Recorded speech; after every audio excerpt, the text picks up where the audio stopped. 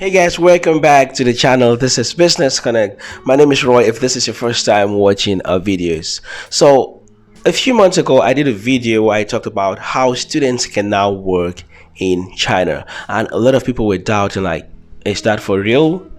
And right now it's official. It's no more an issue of this city or this university. It's a nationwide issue. And in that video I made it clear that when something is about to go official in China, it's like a thing, it's like tested in some cities, like in a pilot stage, or this university or this city can like try to see how this works and get the response from the people. And that's the same thing that was going on with the student support visa.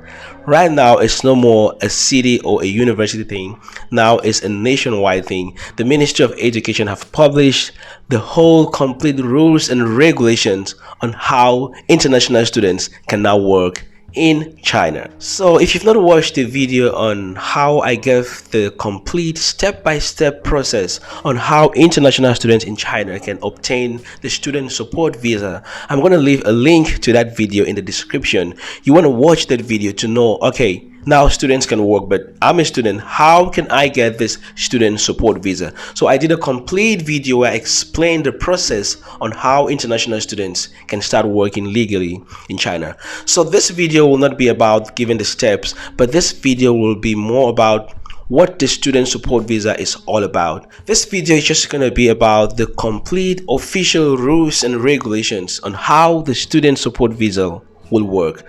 But we are not going to go into the details of all those 17 articles. I'm just going to be explaining those important points that I think you as a student you need to be aware of, or maybe you as a prospective student in China, you need to know, okay, there is a student support visa, but what is it all about? And once I have this visa, how am I going to use it?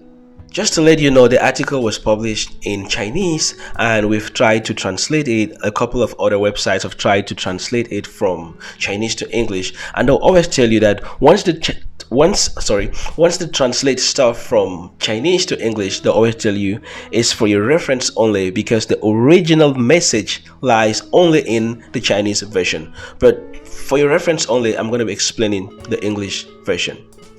Well, so the first three articles are just saying the student support visa, because that's how it's going to be called. The student support visa will be applied to all international students who are registered in Chinese universities. So the fourth article is basically saying that the student support visa will be carried out by the university and priority will be given to students who have financial needs, which means that for you to have this student support visa, you need to prove to your university that you are financially down, you need money, and you have to prove this.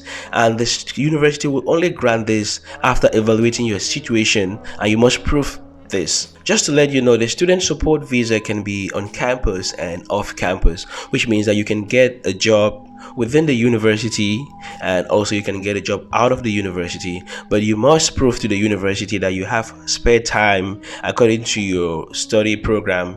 Maybe you finish your courses, you have to prove that you have spare time to do this job. So article 5 is saying that you can only work 8 hours per week and not more than 40 hours per month. That is during school time, but during summer and winter vacation you can work at least 16 hours per week, but not more than 80 hours per month. So you see that during the holidays like summer and winter holidays, you have more time to work.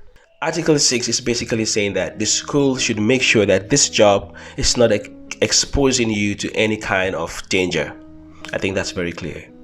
So article 7 is explaining like the kind of positions you can do on campus, like what kind of jobs can you do on campus. And it says you can do jobs like teaching assistants, scientific research assistant, administrative management assistant, and school public service, and so on.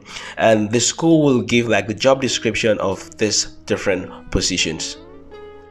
And article 8 is talking about the remuneration, like the payment. How much can you be paid? And it's saying you'll be paid per month depending on how many hours you work, and it will be depending on the standard of living in that city in which you're living in, which means that a student maybe in Shanghai might be paid more than a student maybe in a small village or in a small locality.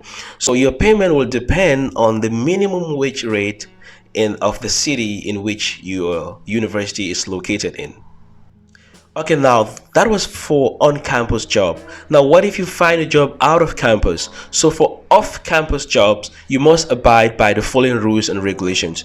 You must be 18 years, you must be physically strong, you must hold a valid residence permit in the city in which you're living in, you must abide by the rules and regulations. This is normal.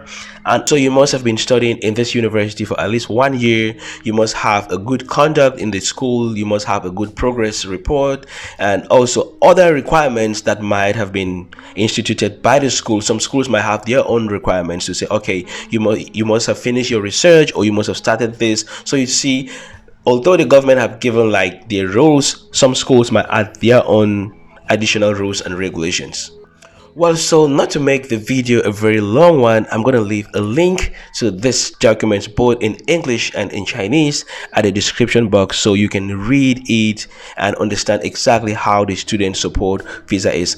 This one is given like the rules and regulations on how the student support visa is, but the process on how to get it, I did a complete video on how to obtain the student support visa.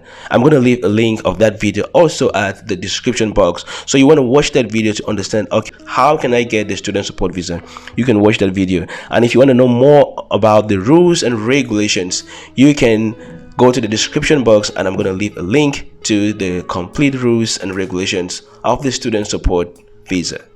So I hope that this video have been able to give you more information on what the student support visa is all about and the rules and regulation. If you like the video, please give us a thumbs up and share it with someone. If you're not yet subscribed to the channel, please do us a favor, hit that subscription button, join us on the channel, so that each time we do videos like this, YouTube will notify you and you will be the first to watch our videos. Until now, peace out, and I'll see you in our next video. Ciao. I said the things you want me to might lead to someone else but you.